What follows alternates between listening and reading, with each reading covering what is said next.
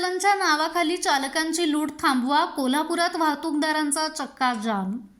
वारणा विद्यापीठ वारणा नगर संलग्नित Tatyasaheb Kore institute of engineering and technology autonomous institute, 2 वेळा MBA मानांकन, NAC A ग्रेड, 100% इंटर्नशिप आणि प्लेसमेंट देणारी संस्था।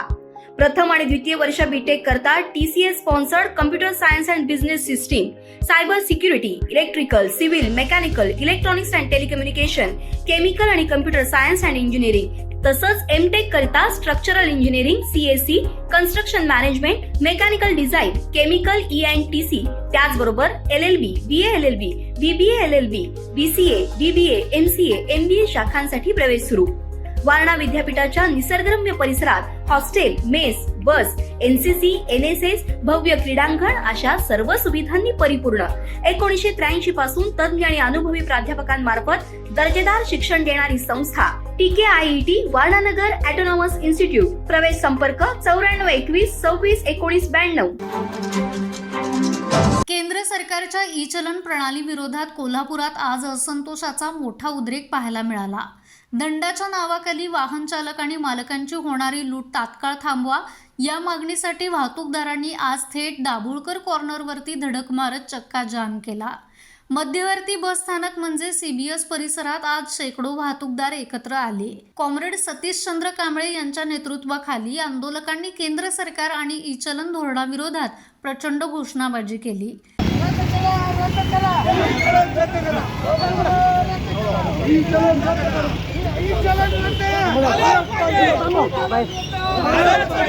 ई-चलनमुळे चालक आणि मालकांचा आर्थिक छळ होत असून हे अन्यायकारक चलन तात्काळ रद्द करावं अशी जोरदार मागणी आंदोलकांनी लावून धरली। राज्य शासनाने लादलेली जे वाहतूकदारांवरती आणि सर्वच कारवरती असू देत किंवा रिक्षावरती असू देत, टेम्पोवरती असू देत, ट्रकवरती असू देत, सर्व प्रकारच्या वाहनांवरती राज्य सरकारने ज्या पद्धतीची चलनं लावलेली आहेत। आपण जर कोल्हापूरवरून मुंबईला गेलो तर आम्ही आता आमच्या बस आहेत किंवा कार आहेत तर कोणी जाऊन आलं तर 4 ते 5 हजार रुपये त्यांचे ऑनलाईन चलन पडलेली असतात। प्रत्येक ठिकाणी कॅमेरे लावलेले आणि हे सगळं बेकायदेशीर आहे असं आमचं म्हणणं आहे आणि ते कुठल्याही परिस्थितीमध्ये रद्द व्हायला पाहिजे। एक वाहतूकदारांवरती कोटी कोटी रुपयाची चलनं पडलेली आहेत आणि कुठल्याही प्रकारची चलनं भरल्याशिवाय त्याच्या पुढचं कुठल्याही RTO मध्ये काम होत नाही। म्हणजे चलनं भरा तर RTOचं काम होईल। रस्त्यामध्ये समजा एखादी गाडी RTOनी चेकिंगसाठी धरली तर ती धरल्याच्या नंतर कुठल्याही परिस्थितीत ते जागेवरती पैसे भरायला तर गाडी सोडत नाहीत। प्रवाशांना आम्ही कुठे पाठवायचं हा प्रश्न आहे। नुसत्या प्रवाशांचाच प्रश्न नाही, ट्रक वाहतूकदार जे आहेत आणि मगाशी आमच्या सतीशचंद्र कांबळे साहेबांनी सांगितलं त्याप्रमाणे भारत हा देश जो आहे आपला, हा देश एक शरीर जर विचार केला तर वाहतूकदार किंवा वाहतूक ही त्यांच्या धमन्या आहेत, म्हणजे रक्तवाहिन्या आहेत। त्यामुळे जर ह्या रक्तवाहिन्या थांबल्या तर या देशाचं काय होईल, देश कोलमडून पडेल। त्यामुळे वाहतूकदारांच्या जे मागण्या आहेत ह्या मान्य झाल्याच पाहिजेत आणि याच्यासाठी संपूर्णपणे प्रशासन आणि राज्य सरकार जबाबदार आहे। परिवहन मंत्री आमचे प्रतापराव सरनाईक साहेब यांनी मागच्या वेळेला जेव्हा उपोषण केलं होतं आमच्या प्रदीप राठोड साहेबांनी, त्यावेळेला बोलवून घेऊन सांगितलं होतं की मी नक्कीच त्याचा विचार करेन आणि हे संपवेल, पण अजून त्याच्यावरती कुठल्याही प्रकारचं काहीही झालेलं नाही। सरकारला इशारा आहे की हे जर झालेलं नाही तर जर 15 तारखेच्या आत ई-चलन संपूर्णपणे 100% रद्द झालं नाही तर आमचे प्रदीप राठोड साहेब पुन्हा एकदा आमरण उपोषणाला बसतील आणि आता आर्यापारची लढाई होईल। असा विषय आहे, कुठं पार्किंगला जर लावली गाडी, तिथं जर जागा असली तरी बी तिथं कुणाला न विचारता तिथं ई-चलन फाडतात।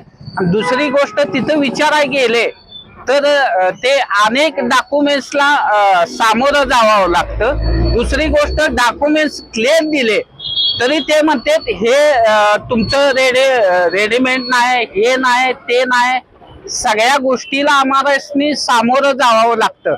हे प्रत्येक माणसाच्या एक आज 100 रुपये कमवणारा माणूस तो जर आज सगळ्या गोष्टीतनं व्यापला गेलेला असला, त्रासला गेला असला तर ह्याच्यासारखं वाईट कुठली गोष्ट नाही। आज प्रत्येक शहरातनं, प्रत्येक खेडेगावातनं माणूस येत असतोय, त्याला माहित नसतंय कुठं काय असतंय, कुठं थांबायचं असतंय। आमची एकच मागणी आहे, ही चलन बंद करावं। दरम्यान आंदोलन तीव्र होत असल्याचं पाहून पोलिसांनी आंदोलकांना रोखण्याचा प्रयत्न केला, मात्र यावरून पोलीस आणि वाहतूकदारांमध्ये तुफान झटापट झाली। काही काळ दाभोळकर कॉर्नर परिसरात प्रचंड तणावाचं वातावरण निर्माण झालं होतं. यामुळे एसटी गाड्यांसह सर्वसामान्य वाहतुकीचा पार बोजावारा उडाला आणि प्रवाशांचे अतोनात हाल झाले. अखेर पोलिसांनी कॉम्रेड सतीशचंद्र कांबळे यांच्यासह अनेक प्रमुख आंदोलकांना ताब्यात घेतलं. त्यानंतर वाहतूक हळूहळू पूर्ववत झाली. आंदोलकांना पोलिसांनी ताब्यात घेतलं असलं तरी सुद्धा ई चलनच्या नावाखाली होणारी पिळवणूक थांबली नाही, तर यापेक्षाही तीव्र आणि आक्रमक आंदोलन छेडू असा इशारा वाहतूकदार संघटनांनी दिला आहे. माझा महाराष्ट्र न्यूज कोल्हापूर. ताज्या घडामोडी पाहण्यासाठी माझा महाराष्ट्र न्यूजला आजच सबस्क्राईब करा.